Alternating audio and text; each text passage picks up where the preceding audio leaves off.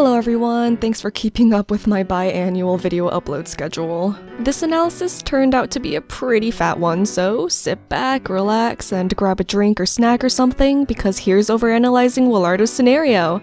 As always, there will be spoilers for pretty much all of the games in this video, so take caution and enjoy. Actually, first things first, here's something from Ash's scenario that I didn't catch before making my previous video. After Claire and Noelle check on Sirius after the witch summoning ritual, there appears to be a bug where all of the red squiggly demons roaming the hallways suddenly disappear, despite it being nighttime. Okay, that's literally all. Let's move on. WILARDO'S scenario starts out with the titular man himself mulling over his past, specifically the moment he picked the Dark Lily. He recounts that this cursed flower placed upon him a curse worse than death, and that he has been looking for a way to lift this curse ever since. Smells like his motivation for coming to this infamous mansion. After this, we switch back to side Claire, but much of Day 2 is identical to Day 2 in Ash's scenario, so I'll cover the repeated segments with less depth. The mansion's inhabitants meet up for breakfast, and they briefly go over Noelle, in more ways than one, demons, fantasy spaces, and bath times. Speaking of, after Sirius established bath times for everyone, it got me curious, so I ran around to look at all the rooms. And, as it turns out, Claire's room is the only one in the entire mansion to have a clock visible to the player. There it is, hanging on the wall. Claire does check the time at some points in the games, such as the morning of Ash's scenario Day 5, so I guess IZ went like, oh shit, and added a clock in there last second. Anyways, I guess if any character ever wants to know what time it is, they have to go into Claire's room to check. No, I'm just kidding, but seriously, there's more wall-mounted axes in Dorothy's mansion than there are clocks, which is fun. Anyways, after Claire takes a bath, she speeds on over to WILARDO to find him preserving flowers in liquid. Not much is actually established in this conversation besides WILARDO's job, but while we're on the topic, I like how casual everyone in the mansion is about WILARDO working with flowers. It could have been an easy bit to have the other characters keep on reacting with bewilderment and surprise at such a broody man being a florist, but everyone's kinda just like, oh, cool. Not to mention, it would have also been easy to fall into the trope of stoic character has a secret, unexpected cute side that he's embarrassed and or defensive about. But once again, WILARDO just doesn't care. Him being a florist is just a casual fact about him. You know, just something he does in addition to carrying around a gun. I like it. Not to mention, of course, the storytelling significance of him working with flowers, specifically preserving them, as well. Just as the Dark Lily cursed him with immortality, WILARDO himself is cursing these flowers to live well beyond their normal lifespan. So not only does his occupation constantly remind him of the flower that cursed him in the first place, it also constantly reminds him of himself. When I first played, I was like, oh yeah, it makes a lot of sense that he'd pick and sell flowers on the side while searching for one particular flower, but it goes even further than that, and it's super interesting. Plus, one more thing about this conversation. In my last analysis covering Ash's scenario, I went over where everyone's quotes in the opening MV come from in the game, but one thing that I've always gotten hung up about is WILARDO'S quote, which appears here. Everyone else's quotes provide either a short glimpse into their character or emphasizes a story beat, but I have always struggled to understand the significance of WILARDO'S quote in particular. For example, Ash's quote is, "A researcher, you see, can and will do anything for research, even go camping." As he's describing himself, he's showing to the player that he can and will do anything for something that he's seeking.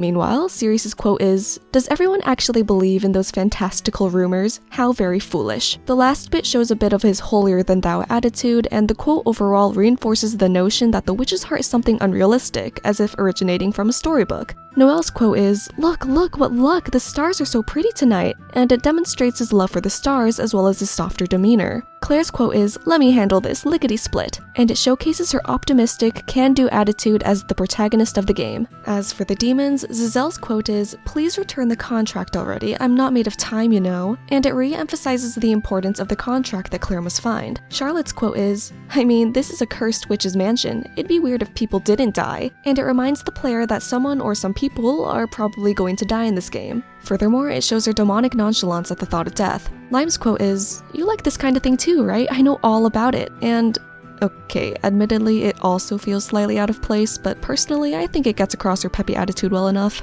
And finally, WILARDO'S quote is it fun going to one place over and over? It's not like anything's going to change," which is, I don't totally get it. It has confused me for years whenever I would try to think about why this was the quote that was put into the opening MV. I definitely feel like there's other lines from him that could have felt more suitable and representative of his character, but anyways, after scratching my head for a long-ass time, I have BS'd 2 possible explanations for this quote into existence. Well, technically 3, I guess. So, number 1, the explanation that I don't really count. The quote demonstrates his slightly apathetic perspective on things. I don't really like this explanation though, because as it's just a standalone line in the opening, we don't have any context, so we don't even know what place he's talking about. In the original conversation, we know that he and Claire are talking about a flower field, so with that in mind, we can understand that he's being a little bit gloomy when he says that he doesn't see the fun in visiting such a place multiple times. However, this doesn't extend to the opening MV very well. For all we know in the moment, he could be referring to, like, a prison or graveyard or some shit, I don't know. In which case, he'd be right, and he wouldn't appear apathetic for thinking that kind of place isn't fun to go to. So I still feel like this quote isn't good for demonstrating his aloof side. So on to explanation number 2. This could be a cheeky way of referencing the time loop. Going to one place over and over relates to restarting the time loop over and over again. Or you could be more literal and the place could equal the mansion. And his comment about how nothing's really gonna change kind of connects to how, no matter what, every time loop always ends with Claire's death in some way. So it's like the game is asking, is it fun going through all these time loops when you know that it'll end in the same fashion every time? Yes, I love replaying Witch's Heart. But anyways, explanation number 3. This one is actually the first explanation I thought of, but as for if I believe in it the most, I can't say. But the first thing that came to mind when Wilardo mentioned that it's not like anything's going to change is the fact that Wilardo himself is unchanging. According to this quote, Wilardo can't appreciate or see the fun in something that doesn't change. It just becomes boring to him. Although it's technically only Wilardo's body that's cursed to be the same forever, this curse of sameness can also be extended to his overall life. He's been on this journey to end his immortality for centuries. Every day for him must be predictable. Wake up, search for the cursed flower and or the witch's heart, rinse and repeat day after day for years on end. His daily life is unchanging, and as seen from the quote in the opening MV, he can't see the fun in something like that. However, in contrast, Claire can. She appreciates the flower field, even if nothing changes about them, saying that it soothes her heart. Perhaps with her help, he can find a way to appreciate his immortality and find something soothing about his sameness? Honestly, probably not. I mean, I'd want to die too. Anyways, I digress. For all I know, IZ probably just chose this quote for the opening because it's vague enough that Wilardo could retain his mysterious, reserved persona, or something. If anyone has thoughts on it, feel free to share. With Claire and Wilardo's interaction out of the way though, it's time for some demon requests. First things first, did you know that if you light up these candle stands in the attic, a demon will appear? For the past 3 years that I've played and replayed this game, I had no idea, so I figured I would mention it. Now, above the attic in the grassy fantasy space, after burning away the plants blocking this little house, this demon will say that sometimes even death won't free you from the past's imprisonment, which is very ominous, to say the least. But anyways, this line could definitely apply to hater demons in general, especially Lime, but considering that this demon's placed right next to this house in particular, it could be specifically referring to Monster Fiona and Monster Dorothy. In life, they were deemed witches and hunted down, thousands of people celebrating and rejoicing in their deaths. Their label of witch is their past's imprisonment. However, in death, they haven't been freed from that label. If anything, they've become closer to society's vision of them, as they've become actual demons with nothing of their appearance resembling humans at all anymore. In this way, even death hasn't freed them from what chained them down in life. But also, they kinda just seem to be chilling, so good for them. Next, after reaching the demon request quota for the session, Claire whips up some lunch for everyone, Sirius laments their current living situation, and boom, we're back to Side Wilardo, where we're greeted with more demon requests. I guess I can kinda understand the complaints some people have about the pacing of the first 2 scenarios, but regardless, it's time for Wilardo to gather some more information from and on the other people in this mansion. First stop, the room where the Lord of the Mansion resides. However, before Wilardo can ask him anything, Sirius is already lashing out, pissed that Wilardo is the second person in a row to stop by and pester him. And who would be the first person besides Ash? Wilardo's a lot more polite though, as he leaves Sirius be when he sees how bothered he is by visitors, but this does establish to Wilardo that Ash is similarly on the prowl for information around this witch's mansion. Before leaving, Wilardo inquires Sirius regarding the blue things he keeps on drawing. Sirius explains that they're warding amulets, and also lets slip that the sigils on the doors of the mansion were drawn by Dorothy, not him. Wilardo is like, Dorothy, and takes one of Sirius's amulets for some insurance against the monsters. Next up, Wilardo stops by Ash's room as he has a question for the Green Man, and funnily enough, Ash has the exact same question for him as well. Wow, they're practically soulmates. Do you think they kiss? What? Anyways, they both ask each other why they've come to this mansion. Ash, of course, starts lying straight out of his teeth, and when Wilardo expresses his doubts toward his story, he simply replies with, Why, who can say?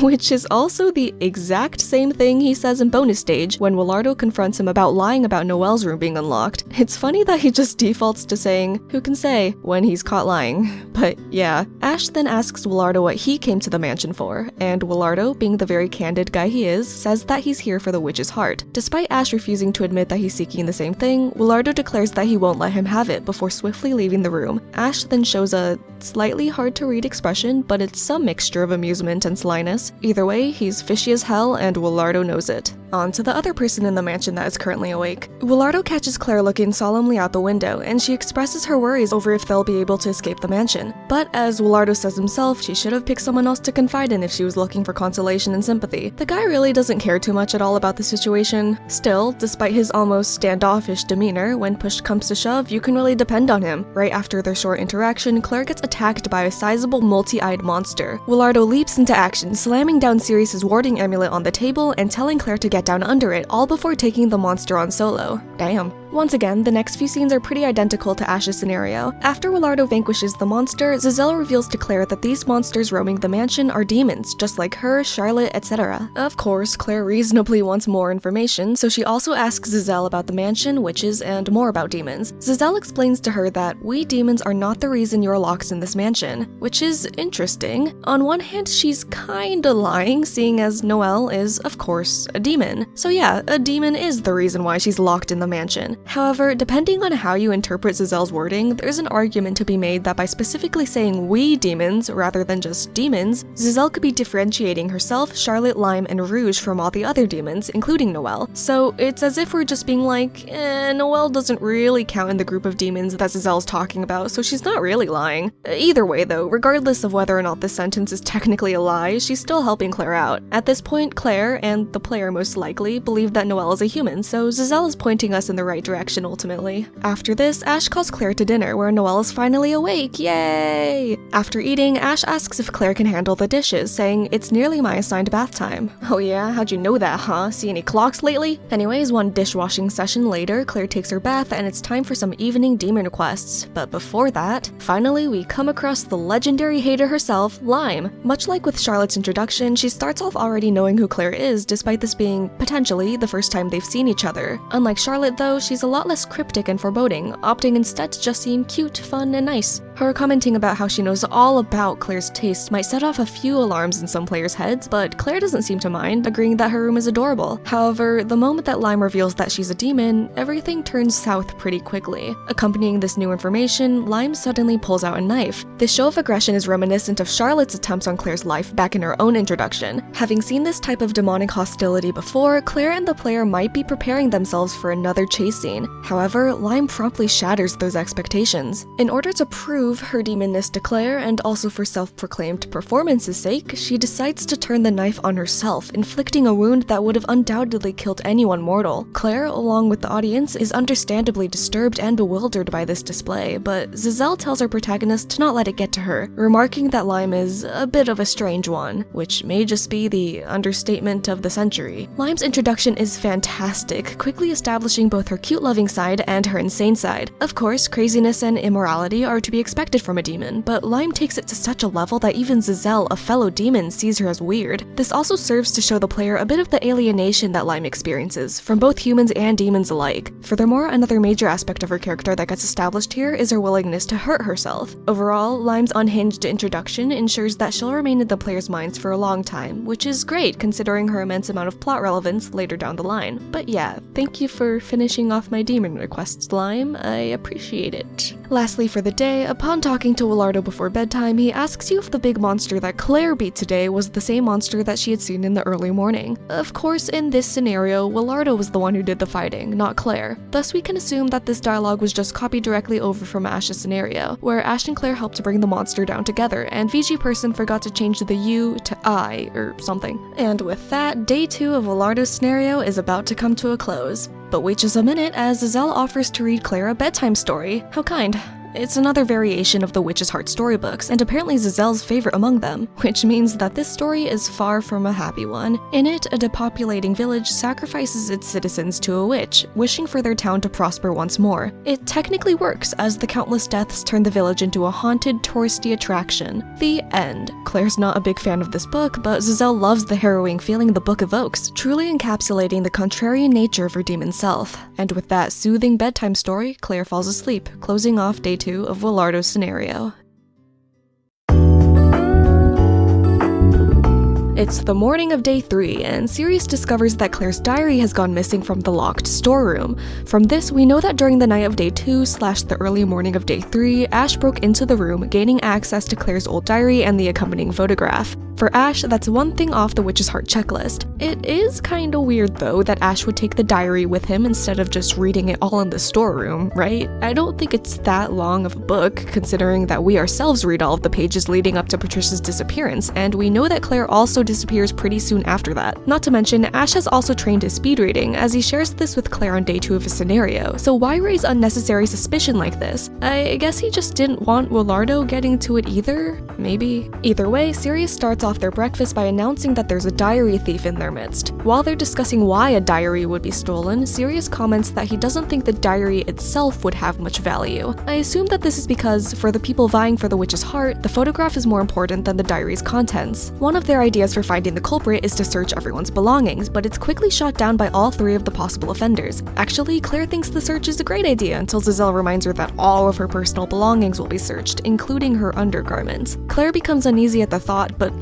chill, you didn't even bring anything to this mansion, girl. Well, besides the clothes you had on and a pebble. Anyways, with that idea rejected, the 4 agree to instead start acting in pairs so that the partners can keep watch of one another. However, before this, Claire also brings up a good point. What about Noel? Is it safe for him to act alone? But Sirius promptly dismisses that idea, confident that Noel wouldn't steal the diary. This raises a few eyebrows, but everyone ultimately moves on and they draw cards. With that, WILARDO and Ash become a pair, as well as Sirius and Claire. After breakfast, we switch to side WILARDO. Him and Ash take a visit to Sirius's room where things are not going well for them as a pair. Claire's bored as hell, begging Sirius to do something interesting, like going out of his room, but the man is not having it. He pleads for someone to somehow shut Claire up, and that's where WILARDO and Ash come in. Going to the attic, they find a strange fantasy space seemingly deserted except for one demon named Monster Popos. And it's here that we get probably the first instance of the parallels between Lilia and Claire. After receiving a kaleidoscope from this demon, in a moment of vulnerability, Ash mentions that his little sister used to love kaleidoscopes. He then suggests giving this kaleidoscope to Claire to ease her boredom, assuming that Claire would probably like kaleidoscopes too. From later in the games, we know that Claire reminds Ash of Lilia, and that, sometimes subconsciously, sometimes not, Ash sees Lilia within Claire. Thus, him assuming that Claire would love the kaleidoscope could be a very early hint toward this. Or he just looked at Claire and was like, yeah, this is the type of guy to be entertained by a kaleidoscope, which, yeah, she does seem like the type. They return to Sirius's room and give the kaleidoscope to Claire, who's instantly filled with joy and whimsy, which fills Sirius with relief at the newfound peace and quiet. And with that, we trade off again to side Claire. Claire's fallen asleep and, inspired by the kaleidoscope in her hand, dreams about her past. I feel that this flashback of a younger Claire and Noel playing with kaleidoscopes together not only adds to the parallels between Claire and Lilia, but between Noel and Ash as well. Younger Claire bears a striking resemblance to Lilia, and they're supposed to remind you of each other, so if you take this flashback and replace Claire with Lilia, who would Noel be replaced by? Naturally, he would be replaced with the younger Ash, keeping his little sister company and looking through kaleidoscopes with her. In this way, the parallels between Claire and Lilia also help to flesh out the parallels between their male companions, which is cool considering how early in the games this is. Certainly a bit far away from Sirius's conclusion where the parallels really go crazy. In her dream, Claire and Noel promise to stay with each other forever and ever, and present Claire lets fall a single teardrop in her sleep, also mumbling the name Patricia. This instantly catches the attention of Sirius, who quickly wakes her up, demanding to know if she's remembered the past after all. However, try as she might to rack her brain, it's to no avail. Sirius, upon seeing that Claire really doesn't remember Patricia, angrily says that he can only assume that even Lady Dorothy... I believe that what he was going to say is that he assumes that even Lady Dorothy has been forgotten by Claire. After all, in Noelle's scenario, while Sirius doesn't mind that Claire has forgotten about him, he expresses disbelief at Claire managing to forget about Lady Dorothy. Thus, I believe he was going to say something along those lines in this moment. Sirius begins to get very frustrated, and he runs out of his room, leaving Claire to chase after him. Here, Sirius laments, "What was Lady Dorothy thinking when she..." and gets cut off as Ash enters the hallway. In the context of his complaints over Claire losing her memories, it almost seems like he was about to ask what Dorothy was thinking when she erased Claire's memories. However, this also doesn't make sense since, Sirius should be unaware that Dorothy caused Claire's memory loss. Thus, the only other thing I can think of is that he's wondering why Dorothy seemed to leave Claire behind when Sirius and Dorothy were planning on running away together. Yes, at the time, Dorothy tells Sirius that Claire is safe in order to ease his worries, but she never actually elaborates to Sirius where she is. Given that Sirius would go on to never see Claire for several years after that, it wouldn't be strange for him to start assuming that she did, in fact, either die during Nicholas's raid or vanish mysteriously like Patricia did. If he started thinking this way, it would make sense that he would blame Dorothy just a little for not only lying to him about Claire being safe, but also making an escape plan that would leave her behind. As for how this ties back to the conversation in the present, with him being sour about being the only one cursed by the past, he may be assuming that the cause of Claire's memory loss lies in her disappearance 12 years ago. Thus, in his mind, Dorothy would have indirectly caused her memory loss by failing to secure her safety. So I guess that, in a way, he really is wondering what Lady Dorothy was thinking when she erased Claire's memories. Interesting how that works. But yeah, this is a bit of guesswork since I've never actually been too sure what he was going to say here, since it seems weird that Sirius would blame Dorothy for anything, so feel free to tell me your thoughts in the comments. Anyways, Sirius understandably stops talking once Ash appears, but Ash, being his nosy self, insists that they can keep on talking and that he doesn't mind. This attempt for info doesn't work though, as Sirius ends the conversation then and there, walking into the dining room. During lunch, Sirius requests that they switch around partners, citing that he and Claire are simply not a good match. It's a bit gloomy, but there's no objections from Claire, and so they form the new pairs of Ash and Claire and Willardo and Sirius. Ash is eager to request being paired with Claire, and he later explains that it's because Sirius just wouldn't be fun to be with due to his sour nature. But at this point in the scenario, Ash has already gotten his hands on both the diary and the contract. I'll touch on the contract later, by the way. Thus, he already knows that Claire is going to be integral to getting his wish granted, so him pairing up with her is certainly more for information's sake than avoiding Sirius.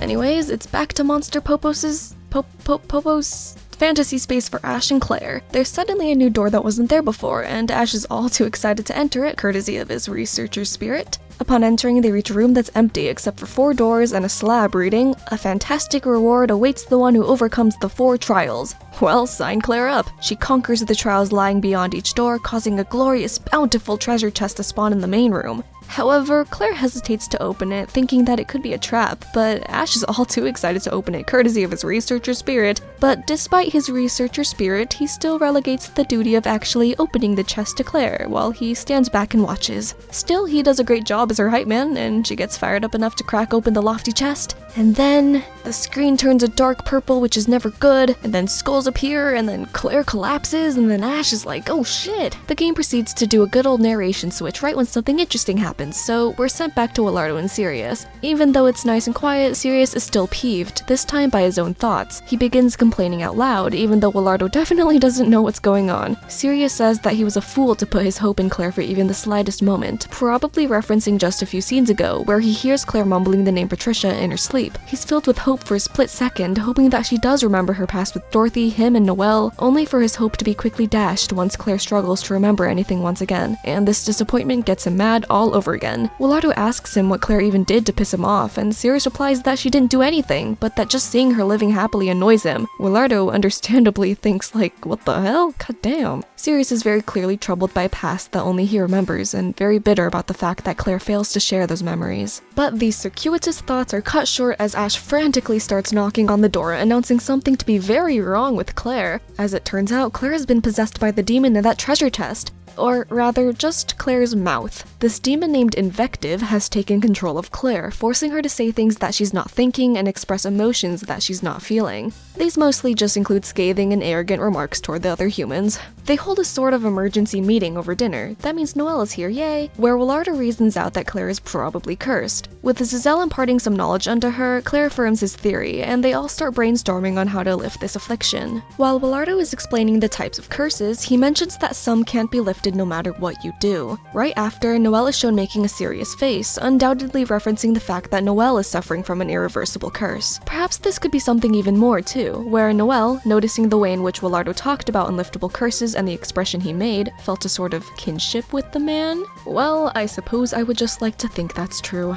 Okay, well, I guess Wilardo's curse isn't unliftable, technically speaking, but it's been 500 years, so I think he can at least be an honorary member of the Irreversible Curses Club. Regardless, Sirius is putting Ash and Claire through the ringer for this whole situation. He starts insisting that the two start looking for a way to lift the curse, as it's pretty much their fault, but Wilardo volunteers to figure something out. Ash, relieved that he's relieved of his duties, fervently agrees, noting how Wilardo seems to know a thing or two about curses himself. With this, the pairs change once again, as Wilardo will be sticking with Claire to help her out with her curse. Also, Wilardo seems almost kind of smug that Sirius and Ash are being forced to pair up, which is interesting. It could be that this was part of his motivation for helping Claire lift her curse, although to be honest, I'm not exactly sure why he'd be so interested in seeing their dynamic. Maybe he just think it'd be funny or something? I don't know. Following dinner's discussion, Sirius leaves Ash with the others to talk to Noelle alone. He catches him up on the events of today, also revealing to the audience that the person who asked him to hide the diary in the first place was Noelle himself. This, of course, explains why he dismissed the idea of Noelle being the thief earlier. It's interesting though, as it seems that it's less Noelle being nervous about Ash or Wilardo finding the diary, and more him being nervous about Claire finding it. He really wants to make sure that she doesn't remember her past as a form of protection, since she's no good at lying. But you'd think that he'd be equally, if not more scared about the other two guys getting their hands on it. I digressed though. Noelle's bias/distrust of Wilardo also shows through once again here, as he wonders if it's safe for Claire to pair up with him. Sirius's response likewise showcases his own bias against Ash, as he thinks Wilardo to be much more helpful and trustworthy than the alternative. Either way, they end their conversation with Sirius wondering why Noelle doesn't just look over Claire himself if he's so worried, which is a nice subtle way to push the player to start thinking, yeah, why doesn't he just be with her during the day? Is he stupid? Is there perhaps something actually stopping him, not just sleepiness? I wonder. With that question in our minds, we again switch back to side Wilardo. Jeez, it's almost like it's a scenario or something. We travel out as a pair with Claire and stop by Sirius's room, where we find Ash asking him what he and Noelle were talking about earlier. +1 to the Ash nosy counter. After that little display, we also take a visit to Charlotte's fantasy space. But when we go up to Charlotte, Invective is positively taken aback by how casually Claire tries to talk with a demon. She declares that Charlotte is highly revered, as she's a high-ranking demon, which got me thinking. I wonder how hater demons even climb these demon ranks. Is Charlotte high-ranking simply due to her proximity with the purebreds? If that's how it worked, then why wouldn't more hater demons just try to hang around the purebreds in hell, just as Charlotte and Lime do? Is Charlotte high-ranking because she can keep a human form well? There isn't really anything implying that a more human likeness results in more respect, except for the fact that the purebreds look very human themselves, so I'm not sure about this one. Do the purebreds themselves decide who's high-ranking and who's not? Well, first off, we know that Lime is a demon of some substantial rank, as the other dems refer to her as Lady and seem to be subservient to her. And since Rouge,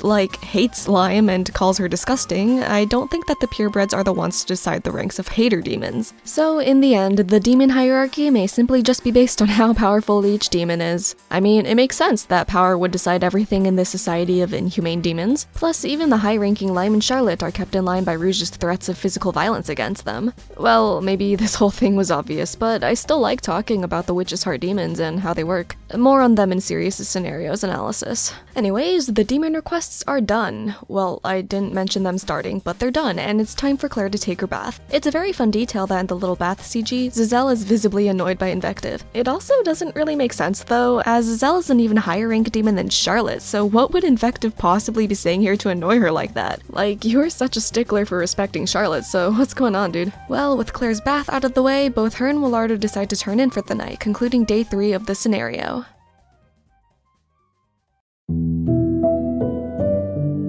It's day 4 midnight, and with Sirius preoccupied with his bath, Ash sneaks away to talk to Noelle for a bit. After all, he's still curious about what Sirius and Noelle were talking about after dinner, as well as why Sirius dismissed the idea of Noelle stealing the diary. Also, there's a lot I could say about the fact that Ash wouldn't have minded bathing with Sirius, a man he met 3 days ago, but I think anything that could be said has already been said, so I'll leave it be. So, Noelle ends up revealing to both Ash and the player that he has a prior acquaintance with Sirius, explaining why the normally haughty man seems more willing to talk to him. This also sort of explains away why Sirius refused to suspect Noelle as the thief, although Ash still gets the feeling that his questions were skillfully sidestepped. Still, it's no matter, as Ash must return to Sirius before he finishes his bath. Back with Sirius, Ash says it's past midnight, but hey, how could he know that? Claire's room is locked. Sorry. So Sirius and Ash decide to pay Claire and Willardo a visit before going to bed, so they go check Willardo's room only to find that it's empty. What?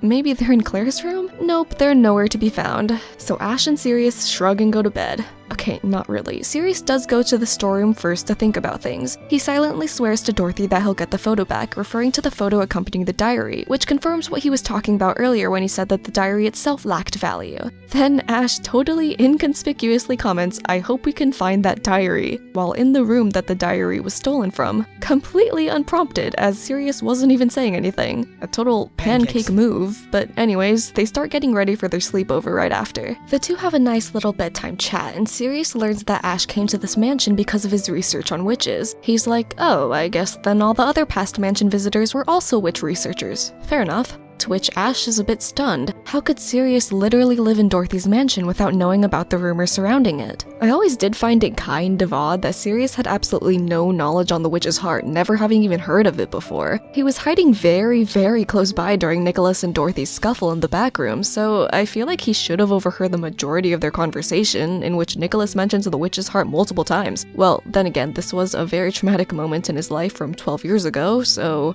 Okay, I was gonna say that I wouldn't blame his memory of the whole thing being spotty, but I'm not actually sure if people generally remember traumatic memories in greater or less detail than normal memories. I think I might be unqualified to make this specific analysis, so I'll move on. Ash goes on to explain to Sirius what the witch's heart is, and how it's rumored to reside in this very mansion, but Sirius thinks it all sounds very foolish. I always really liked this line from him, where he says, if they can devote that much effort to searching for the witch's heart, it'd be better spent actualizing their wish. I've always just found it super agreeable. But then again, seeing who he's talking to, it feels that Sirius has missed the point a little. Generally, it seems that people only seek out the witch's heart when they have no other options. Ash, for example, is only going for the witch's heart because he's exhausted all other avenues of actualizing his wish. And Willardo, after centuries of fruitless wandering, likewise turned to the witch's heart as a last resort. Sirius, from this one line, seems to view the witch's heart as a shortcut to granting one's wish, just a way for lazy fools to skip over all the effort usually necessary. But in reality, the witch's heart exists to grant wishes that are otherwise unattainable. Ash doesn't fight Sirius calling it stupid though, he just kinda goes, well, I guess so, before suggesting they sleep for the night.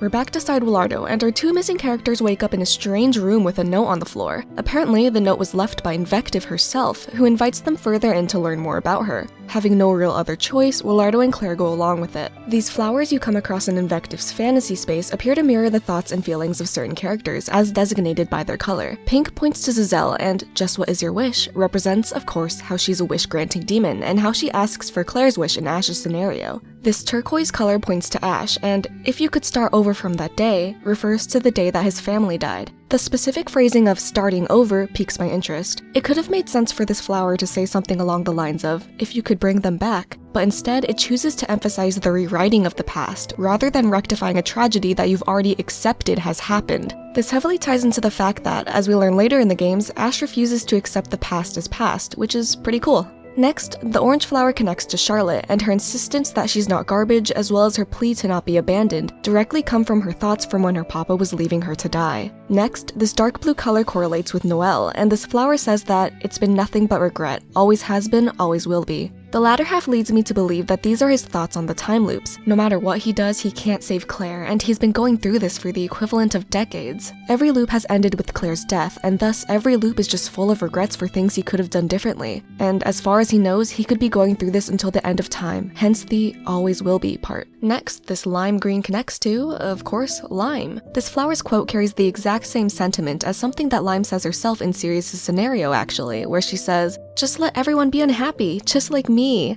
And last but not least, we have a purple flower that connects to Sirius's thoughts. His is kinda silly though, just saying, all these selfish idiots, I'm gonna barf. Really, with Sirius's conclusion in mind, you'd expect this flower to be saying something about being scared of people, but I digress. But yeah, this flower's lines do get across Sirius's misanthropic feelings. He could be calling the 4 other main humans selfish for, you know, staying in his mansion against his wishes, or he could be calling all the citizens of Rebecca selfish idiots for blindly believing in Nicholas's version of the mansion massacre. Whatever it is, that's the last flower in this area, and Willardo and Claire hop onto a minecart and fall into a balloon shooting minigame. Shoot my balloons or die, says Invective, so Willardo does just that, as in he shoots the balloons, as much as he wishes he could do the latter. Anyways, having swiftly conquered Invective's trials, we finally get to meet this Invective face to face. And bro is beautiful. Her face and body are bandaged and bloody, yet she still exudes an undeniable sense of elegance. But we don't have much time with her before we go back to Sirius's POV. Sirius is struggling to fall asleep, still thinking about Ash's pancake moment from a while ago. It's bothering him too much to sleep through, so he decides to do some covert investigations. You can choose to feel around his sleeping bag for the diary, but that won't turn up anything. So Sirius decides to go check out the guest bedrooms. And when you leave Sirius's room, Ash's eyes shoot open. And if you go back inside, they'll be closed again as he pretends to sleep once more. Sneaky bastard. During this segment, you're allowed to search not only Ash's bed, but Claire's and Willardo's as well. You don't find anything on or under their beds, but Sirius will make remarks about wondering where the two are. Also, Sirius deems it unnecessary to search Noelle's room, and thus he doesn't let you. But it's a little sad, right? Give the poor nocturnal man some company. Anyways, upon searching the top of Ash's bed, you find the diary just lying there under the covers. Sirius is like, yeah, I fucking knew it, and he runs back to his room to go confront Ash. But, well, we all kinda know what happens next. We come back to Sirius's room to find Ash snooping in the back area, reading the books there. Thus, that's the last thing marked off the Witch's Heart checklist for him. Apparently anyway, as he lists off everything that he's come across, including the contract. This is interesting, as we don't actually see for ourselves any hints of Ash finding the contract in this route, so I guess the whole thing happened off screen. It also had to have happened on day 2 though, as everyone was in pairs on day 3, so he couldn't have gone snooping around in Noelle's room then. Either way, he's pieced everything together in his mind, and now knows for certain that he will have to kill Claire to obtain the Witch's Heart. And fuck it, let's kill Sirius too. In the past, I remember seeing posts wondering why Sirius always had to die in each route, so I'll try to explain my thoughts for this scenario, as it does kinda feel arbitrary at first glance. So at this point, Ash has discovered all the important information surrounding how demonic pacts work and how they're connected to the Witch's Heart. Therefore, he's aware that he's going to have to kill Claire. If he's going to murder someone, then having other people alive in the mansion is just going to make things harder, so that's one reason to kill Sirius. Another is that Sirius has freshly found out that Ash is the thief of the diary. So Sirius knows that Ash is a lying, scheming bastard. If Ash leaves him alive after that, he would just end up telling the others in the mansion about everything, so it'd be easier for him to die right here. Although I will say, Ash looked about ready to pounce even before Sirius mentioned the diary, so maybe it's just the first explanation. Sirius dies almost instantly, blood promptly pooling around his corpse. Ash flashes a quick grin before we're sent back to the whole Invective situation.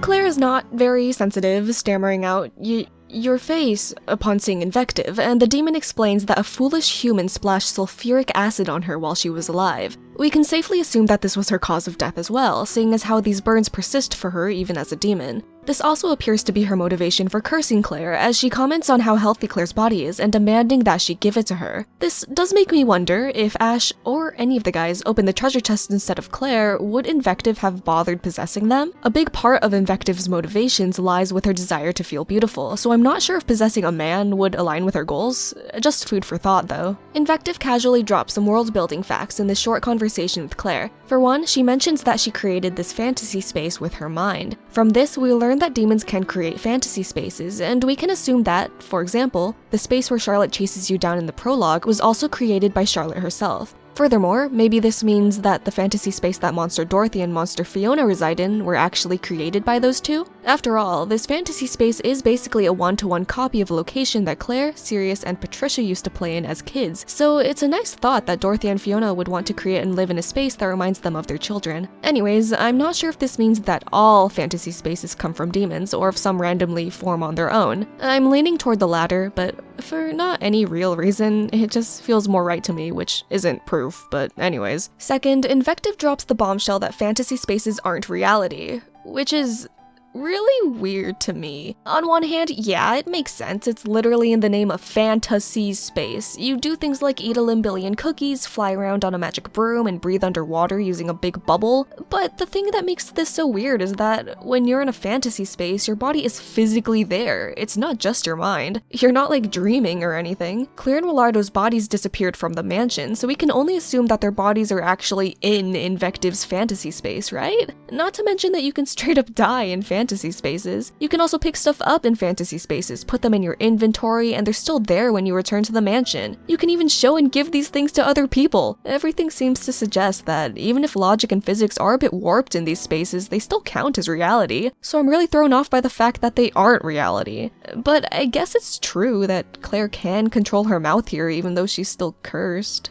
But wait, earlier in the scenario, when Willardo and Claire went to Charlotte's fantasy space, Claire was still clearly cursed, with Invective maintaining control over her mouth. So like, what? Invective, I really feel like you're fucking with me here. Anyways, Claire obviously doesn't want to give her body up, so Invective threatens her, saying she has no intention of letting her out. The fact that you can trap someone in a fantasy space indefinitely is kinda insane to me too. Sorry, I'm still talking about fantasy spaces. Like, I guess if Lime really wanted to fuck with Noelle, she could just stick him in a torture labyrinth and rattle him around forever. Or Claire. I guess Noelle, and by extension other demons, are immune from being trapped in fantasy spaces, seeing as he breaks into Invectives and then leaves again. Oh, wait, my analysis sections are getting ahead of my summary sections. Hold on. So, Claire still refuses to give up her body, despite being threatened with eternal fantasy space-time. Invective is growing tired of this back and forth and moves in to just kill Claire and take her body by force. When bam! The flesh monster appears right in time, which also means it's time for some translations. Here, Noelle yells at Invective to let go of Claire, and then repeats himself saying let go. I don't think Invective can speak Noelle's demon language, but luckily she can speak danger. She figures that this demon's here to attack Claire too, but she remains steadfast, refusing to give up her prey, until the monster's acidic smell starts to pierce her nostrils. Understandably traumatized by the scent of acid, she folds quickly, shoving Claire away to let this giant monster have her. It's also a nice little touch that when this happens, Willardo rushes to catch Claire. Unfortunately, this isn't enough to appease Noelle. He moves in closer to Invective, who's starting to panic, and in a moment as kind as it is stupid, Claire rushes to put herself in between the monster and Invective. Noelle stops wriggling and confusedly says, Claire? She nervously asks the monster to please stop attacking Invective, and strangely enough, after a brief moment of silence, the monster listens and slithers away. Thinking about it, that must have been a really hard moment for Noelle. Considering that Invective was about to kill Claire just moments ago, he must have known that leaving them alone would undoubtedly be a risky move. But I suppose he just can't say no to Claire. Back to the matter at hand, Invective is perplexed, wondering why in the world Claire would do such a thing for her. And Claire, as if it's the most natural thing in the world, replies that she just didn't want to see Invective suffer. This does something to Invective, as after a few seconds of contemplation, she decides to let Claire go. She claims that it's because she realized that Claire's body's too ugly to be her host, but we all know the truth. Invective opens up an exit from her fantasy space, but before that, if you ask Giselle for hints in the menu, she remarks that even Invective is so pitiable. I kind of forget that Giselle is just always with you no matter what's happening in the story, and that she always has comments to share. They've been nice extra content, even if small. As Claire and Willardo are freed from her fantasy space, Invective's appearance changes to how she looked before suffering the acidic burns. In Sirius's scenario, we learn that when a hater demon's emotions flare up, their bodies and faces change to how they looked right before their death. From this, we know that through Claire's unexpected show of kindness and concern for her, Invective was able to feel some peace of mind. It's very sweet. These last 4 otherworldly flowers we come across are each the colors of our 4 main demons: green for Lime, orange for Charlotte, pink for Giselle, and red for Rouge. Lime's flower says to have wishes, Charlotte says to seek your wishes, Giselle says to count your wishes, and Rouge's says to grant your wishes. To be honest, I don't think that the demons are supposed to connect to their respective flowers' line, or at the very least I can't BS any reasons. I will say that the flower telling you to have wishes being Lime's flower makes some sense, as out of the demons, Lime definitely has the strongest desires and wishes out of any of them, but that's all I can think of. In contrast to the flowers from before that clearly mirror the thoughts and feelings of a single character, I think these flowers probably just relate to the demons as a whole. Anyways, with that, we're out of Invective's fantasy space. The two drop right back into Willardo's room, and Willardo instantly starts grilling Claire for why the hell she put herself in the way of the giant monster. She says again that she just felt bad for Invective, but also adds that she got a feeling that the monster wouldn't attack, seeing as it basically saved them by appearing when it did. Willardo thinks that's a load of bull, but has to admit that things did work out thanks to Claire. The conversation ends, and as Giselle says, surely we should know where we should be headed.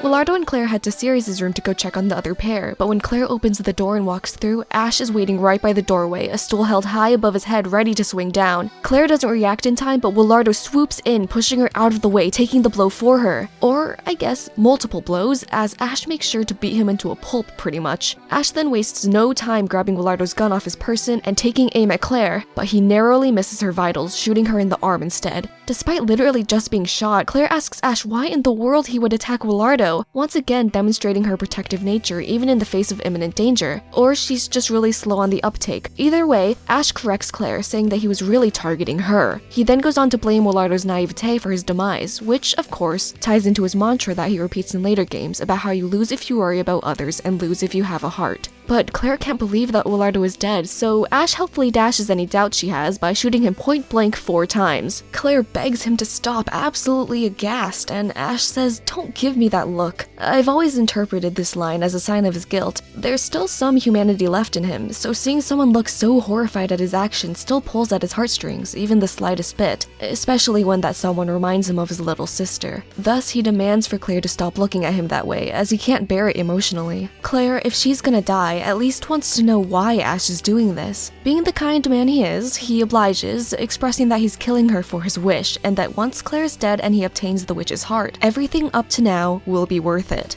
Given that he's been trying to bring his family back ever since he was in high school, and now he's 27 years old, I'm sure that everything up to now doesn't only encompass his murders in the mansion, but also other possible unsavory things he's done in the past decade. Once again, this is another sign of his guilt, or at least his attempts to bury it. And right as he's done explaining himself to Claire, right as he's about to seal the deal, Willardo stands up, covered in ghastly wounds, grinning cause he knows he's already won, and starts beating the shit out of Ash. He tells Claire to get out since she's who Ash is after, and Willardo holds him back without breaking a sweat. Man, I fucking love this scene. It's definitely why Willardo's scenario stands next to Sirius and Noelle's scenarios when it comes to my favorite routes. IZ's choice of music for this was so good and fitting and exhilarating, and when Willardo, who you thought there's no way is alive, stands up and knocks Ash down, it's so cool. Plus, it has this iconic CG, which, you know, even with the obvious jokes aside, looks so good. It's one of my favorites in all the games. You even have Ash in awe, calling Willardo a monster, and I don't think we see this type of genuine sheer disbelief from Ash very often at all. Plus,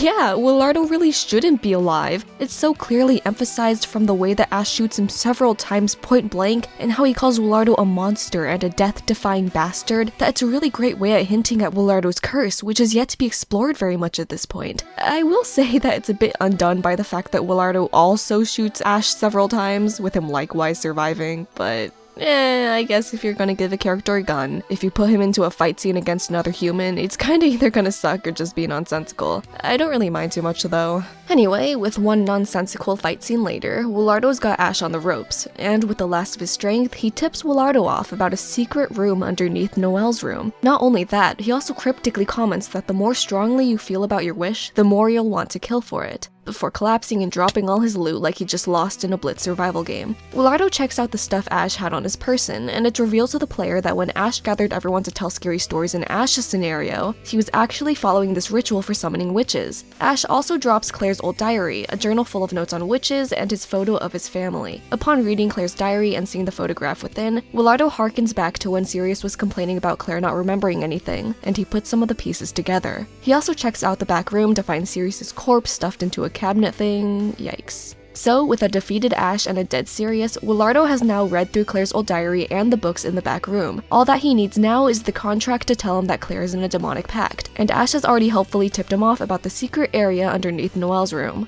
Although, now that I think about it, that's kinda weird, right? Like, Ash has been beaten to a pulp and there's like 0 chance of him obtaining the witch's heart anymore. So, with the last of his strength, he just essentially tells Willardo how to get the witch's heart? Well, I reckon that it's to prove a point to Willardo. At the moment, Willardo truly seems like a defender of justice. He has managed to stop Ash, who has already killed Sirius, from killing him and Claire, solidifying him as righteous and having the moral high ground. However, deep down, Ash knows that he and Willardo aren't so different. By giving the last crucial hint to Willardo, he's forcing the man to make the same choice that he made. Either grant his wish and kill Claire, or spare her at the cost of his wish. And as we all know, Willardo chooses the former in this scenario. Thus, Ash makes sure What the fuck? Thus, Ash makes sure that Willardo knows that despite everything, they're really quite similar in the end. So, all in all, I suppose that Ash telling Willardo where the contract is really just Ash getting his cell block tango on, betting that Willardo would have done the same. With that in mind, Willardo exits to the hallway where Claire's waiting for him, and she's really relieved that Willardo's okay. She even starts crying, repeating over and over again how glad she is that Willardo is alive. This is a really touching scene overall, but it's also slightly ironic to think about. You know, the fact that Claire is so relieved that Willardo's alive when all that the guys wanted for the past few centuries is to die. But that might just make it even sweeter. Willardo's been so determined to die for so long, and with his aloof and detached demeanor, I can't imagine the last time someone's told him that they're glad he's alive. Not to mention the last time that he felt glad to be alive. I wonder if Claire's words made him happy, even the slightest bit.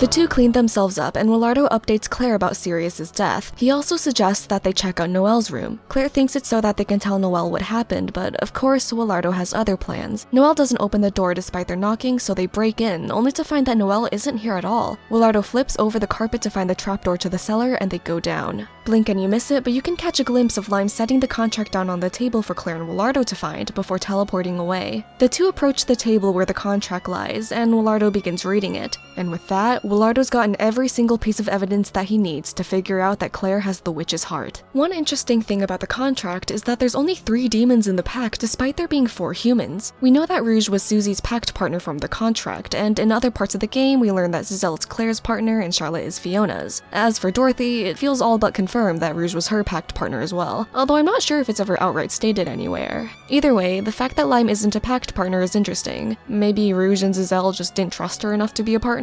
That sounds kinda likely. Anyways, Willardo has realized that he's going to need to kill Claire to obtain the witch's heart. Instantly, he starts thinking about the Dark Lily and his curse, and it's at that moment Claire's fate is sealed. To her confusion, Willardo's gone real quiet, his face overcast, and after a brief few moments, he cocks his gun, pointing it at Claire. This man who just helped her lift her curse and put himself in harm's way to save her life is now pointing a gun at her. Unlike Ash, Claire doesn't get much of an explanation out of Willardo, but he does bother to apologize to her beforehand, as well as say that she's free to hate him all she wants. Claire barely gets a word in before she's shot square in the forehead, killing her instantly. Maybe he wanted to get it over with before anything she said changed his mind. Still, after finally obtaining the witch's heart, his life finally at its long-awaited end, he comments, "Doesn't feel good, honestly." It's a very stark contrast to how Ash was acting earlier when the witch's heart was finally in his sights. He was all smiles and very manic, but Willardo just seems to be somber and pained. Either way, the deed is done and the credits roll. You know, the way that the game frames everything, it makes you think that it's not a very long time at all between Sirius's death and Ash's attempts on Claire's life. But according to the credits, Ash got beat up by Willardo on the night of day 4, while Sirius died earlier that morning, which is like, oh,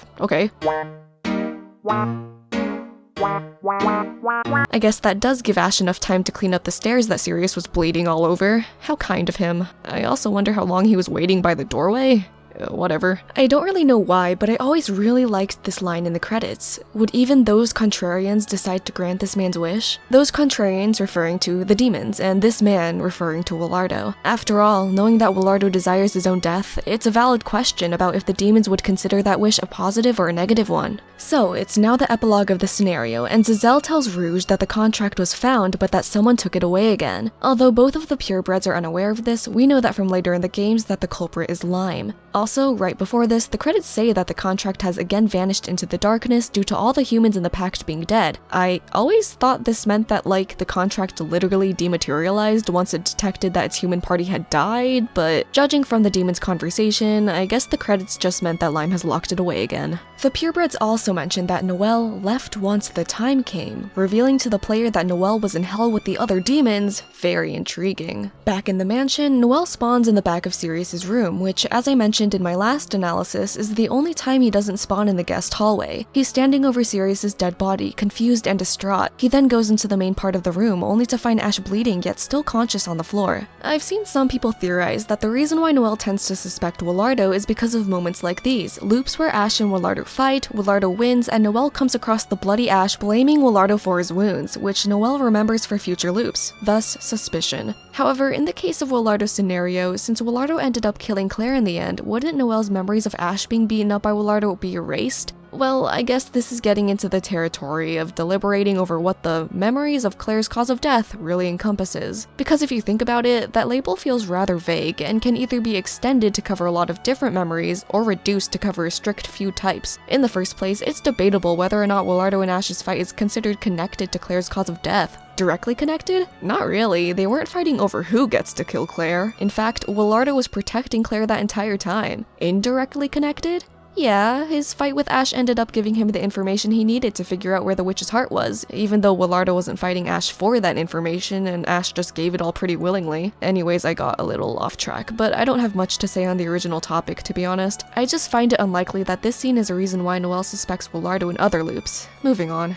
After Ash passes out once again, Noelle goes to his room where the carpet is still flipped over, and he's like, what? There were stairs here? I always thought this was kind of a fun subversion. I feel like a lot of people probably assumed, upon seeing the secret cellar underneath Noelle's room, that that may have been where he was going during the day, but nah, he had no idea about it. He goes into the cellar, and as the purebred said, the contract isn't there anymore. What is there is Claire's corpse with a gaping hole in her chest, as well as a pile of ash covered in Willardo's clothes. Noelle doesn't even need to think about it. He already knows that the reason for Claire's death is the witch's heart, but he seems to have a plan to do something about the situation. Rouge is the name he calls out, a name we haven't heard before. And with that, the screen glows white and the scenario ends.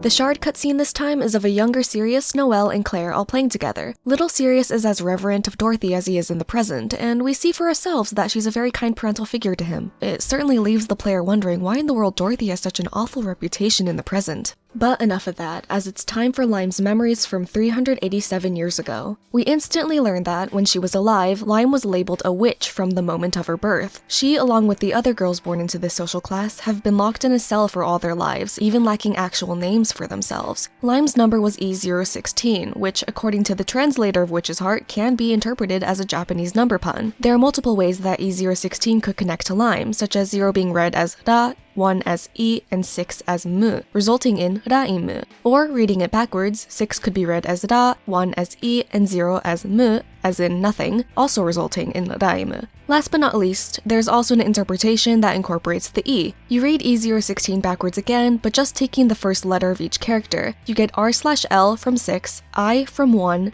M from 0, and finally E from E, spelling out Lime. But back to the memories. These dirty witches are treated as less than human and are just a convenient social cast for other citizens to take out their anger and stresses on. They aren't magical or anything either. The whole concept is fictitious, and yet something that the whole town plays along with. It's not an exaggeration to say that the lives of these witches are nothing but continuous physical and mental torture. However, despite everything, Lime still has hope. It'd only be natural for a witch to fall into hate, cursing life as a whole, after everything that's been done to them. But Lime still loves the concept of life.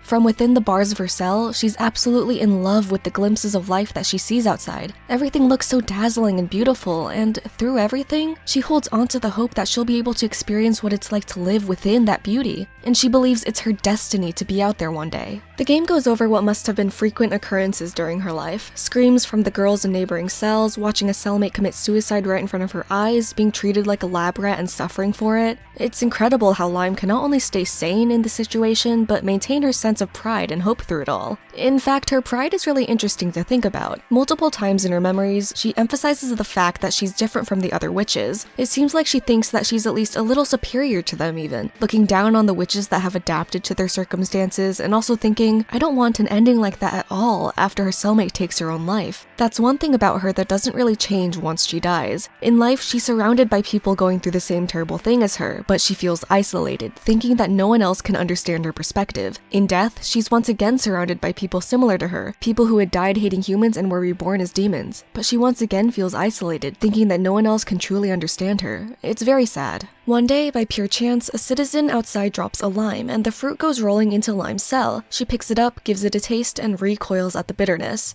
But it's absolutely exhilarating. This little piece of the beautiful outside world made its way into her cell and gave her just a taste of what lies beyond the bars. She didn't know what a lime was before this moment. She didn't know that you aren't supposed to eat them alone, and she didn't even know the name until an outsider said it. And it makes her heart race. The idea of so many wonderful, colorful things waiting to be discovered by her out there. The thought is enough to make her cry. And it turns out that a part of why she yearns for the beautiful dazzling outside is that she hopes it can change her impure self. As much pride as she has, as much as she knows that she's been wronged, all these things can't fight against 25 years of being treated as lesser and subhuman. Thus, she hopes that when she finally reaches that pretty place, it'll change her dirty self into something beautiful as well. 25 terrible years pass, but Lime perseveres, and one day, a guard tells her they're taking her outside. The outside. She can't believe it. She'll finally be freed from her current life and move on to her next one, the one that she deserves. With joy and hope in her heart, she follows the guard outside, only to be met with a crowd and a stake in the ground, ready for burning. The crowd talks among themselves as if she can't understand them, but she registers every awful thing they say. Any joy she had quickly transforms into anger and hatred, and she begins screaming, yelling, cursing everyone. But she's refused the pleasure of being understood. The crowd can't, or simply refuses, to understand what she's saying. After all, they don't think she's human, and why would you possibly be able to understand or be understood by something not of your kind?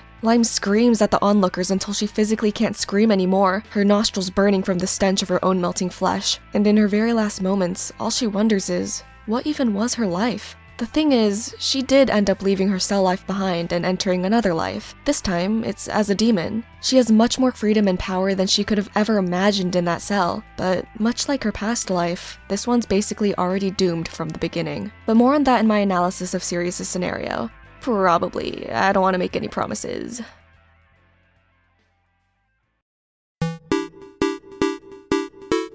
Overall thoughts and rambling time. Holy shit, I made it. You made it. Okay, sorry, rambling time. Full disclosure, Willardo is my favorite character in Witch's Heart, but even before Willardo kicked out Noelle and Ash as my favorite characters, I still held his scenario on the same level as Sirius's and Noelle's. I think it does suffer a bit from the fact that you have the option to play either it or Ash's scenario first, as the two scenarios are then forced to share a lot of content between themselves. I don't think having the option to choose your first scenario is really that cool or impactful in the first place, but that's just how I personally feel. I guess IZ made it that way to justify the existence of a scenario select at all, since if we couldn't actually choose a scenario, then there'd be no point to a scenario select menu. Which, fine, I now accept IZ's decision of having made Ash's and Willardo's scenarios order interchangeable, cause I like the scenario select for its art, music, and meta purpose. I don't know, I always start rambling about something and then in the process of rambling I change my own mind. Anyways, the fact that the beginning of Willardo's scenario is forced to be super similar to Ash's just makes it so that I end up loving the scenario for its climax, and not really for much of the stuff leading up to it, but by god, the climax and ending are so fucking good. I love Ash's and Willardo's showdown. I already raved about it earlier, so I'll instead mention how much I love the bloody Willardo sprites. Like when he does his evil kind of sadistic grin, it's just so, you know? Sorry, I'm trying my best to be normal, but I'm not normal about this man. Well, I guess this is the rambling section, so I can say whatever shit comes to mind and people can just click off since the analysis is done. This damn script is twice the length of Ash's scenario script, which I was not expecting in the slightest. I knew it'd be longer since I was going to be summarizing the scenario alongside the analysis, which I didn't do for Ash's, but still. Damn. Also wait, I just thought of something to ramble about that actually pertains to my video. About analyzing Lime's memories. I honestly feel very unqualified to analyze Lime overall. I already feel sorta unqualified to analyze anything in my videos, but I felt that Lime in particular has always lied outside of my total understanding. Which is pretty ironic, considering how the crowd at her execution refused to understand her, and how she believes no one can understand her. This is fucked up. But it's unfortunately true for me. I remember after my first playthrough of Witch's Heart, Lime was easily my least favorite character out of the main humans and demons. I just didn't care for her that much, but as I interacted more with the fandom and as I replayed the game a few times, I grew to appreciate her more. But I still feel like I have less of a grasp on her thought process than I do other characters, so I'm sorry if I say anything about her that causes a negative, knee-jerk response from some of you. I'd hate to be that guy that causes and spreads misinterpretations of your favorite characters, so please feel free to comment any disagreements on anything, not just Lime. I love to talk about and discuss Witch's Heart, even if it's me being corrected and publicly humiliated and tarred and feathered in the town square. Well, sorry, that was weird. I should wrap this up. Thank you so much for sticking around this long. If you're hearing this, it really means a lot to me that someone could enjoy my words this much. I, voiceover me, am not looking forward to editing this long-ass video together, but I'm glad to be making this series. It's been a lot of fun. Alright, see you guys for Sirius's scenario. Bye!